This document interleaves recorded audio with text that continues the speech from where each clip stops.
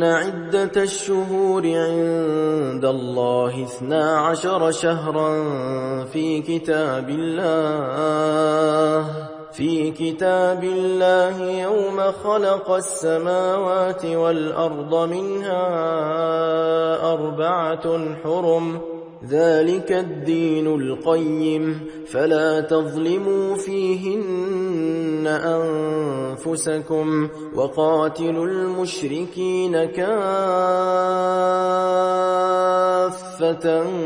كما يقاتلونكم كافة واعلموا أن الله مع المتقين. أعوذ بالله من الشيطان الرجيم. بسم الله الرحمن الرحيم. الحمد لله رب العالمين القائل في كتابه الكريم بعد أعوذ بالله من الشيطان الرجيم إن عدة الشهور عند الله 12 شهرا في كتاب الله يوم خلق السماوات والأرض منها 4 حرم ذلك الدين القيم فلا تظلموا فيهن أنفسكم. Mga kapatid sa pananampalatayang Islam, ngayon po ay ating tatalakayin ang sinabi ng Allah sa kaniyang banal na Quran sa talatang binanggit natin. Sa sinabi ng Allah, Inna iddatas shuhura indallahi 12 shahra fi kitabillahi yawma khalaqas samawati wal ard minha 4 hurum. Ang ibig sabihin nito mga kapatid sa pananampalatayang Islam, sinabi ng Allah, katunayan o katotohanan na ang bilang ng mga buwan sa Allah ay 12 buwan. Ito ay tinakda ng Diyos simula pa sa kaniyang kitab, simula pa sa kaniyang aklat, simula pa nung nilikha niya ang lupa at ang langit. At kabilang dito sa 12 buwan na ito, ang 4 na buwan na banal, ginawa ng Diyos na banal. Dhalika ad-dinul qayyim. At yan, sabi ng Allah, ang matuwid na pananampalataya. Fala tazlimu fihinna anfusakum. At wag niyong dayain ang iyong mga sarili sa mga buwan na ito. So, ang tinatalakay natin ngayon, itong 4 hurum na sinabi ng Allah subhanahu wa ta'ala. Ibig sabihin, 4 na buwan doon sa 12 buwan ay ginawa ng Diyos na banal. At kabilang sa mga banal na buwan na ito ay ang buwan ng Muharram, ang unang buwan ng Islamic calendar. Ito ay kabilang at isa sa itong pinakamainam sa 4 na buwan, ang buwan ng Muharram. Dahil dito natataon ang pagpapasting ng Ashura sa buwan ng Muharram na ito.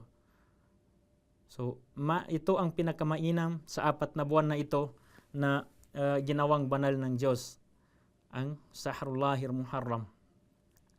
So, bakit ba ito tinawag na Shahrun Muharram? O bakit kabilang ito sa mga banal na buwan? Dahil dito ipinagbabawal ng Diyos ang pag-uumpisa ng digmaan. So, bawal makipagdigma sa buwan na ito. Nung kapanahunan ng mga sahaba, pinagbawalan ng Allah subhanahu wa ta'ala na sila ay makipagdigma sa mga buwan na ito. So, ang mga buwan na ito na 4, ang Muharram, Dhul-Qa'dah, Dhul-Hijjah, at ang pang-4 nito ay ang Rajab. So, kaya napakainam ng mga buwan na ito dahil ginawa ito ng Diyos na banal. At ang pinakamainam sa 4 na ito ay ang Muharram.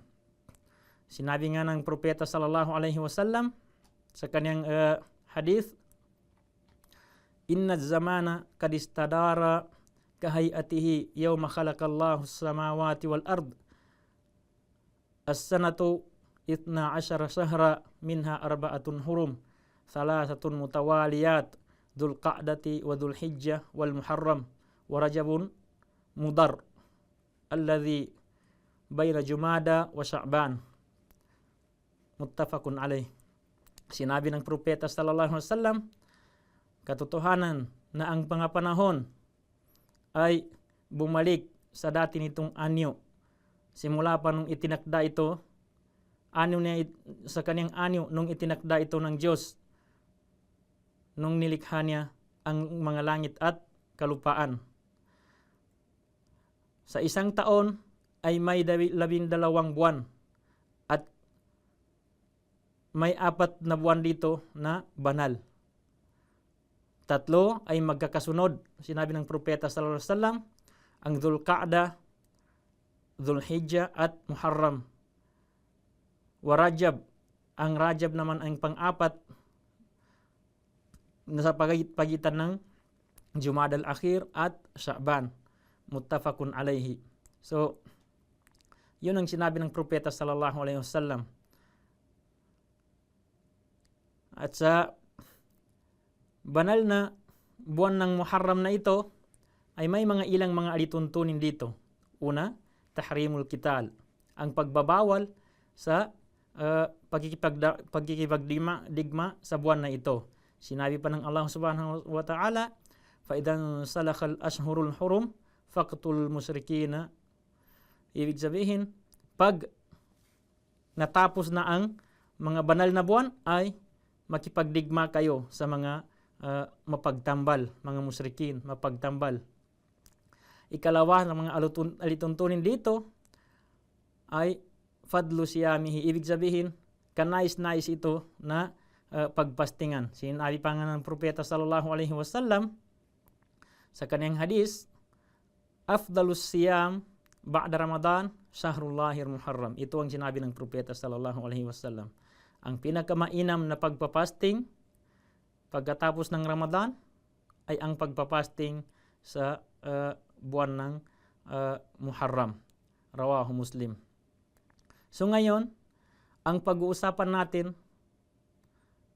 ay kung paano ba ito pagpastingan at ano ba ang kahigitan ng pagpapasting sa Yawmu Ashura, yung ika-10 araw nito.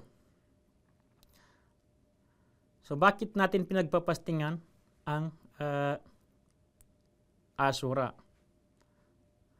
Pinagpapastingan natin ang Ashura dahil ito ang araw kung saan iniligtas ng Diyos si Propeta Moises at ang kanyang mga mamamayan mula sa kalupitan ni Faraon o Fir'aun. At dito rin sa araw na ito ay nalunod si Fir'aun at ang kanyang mga tauhan.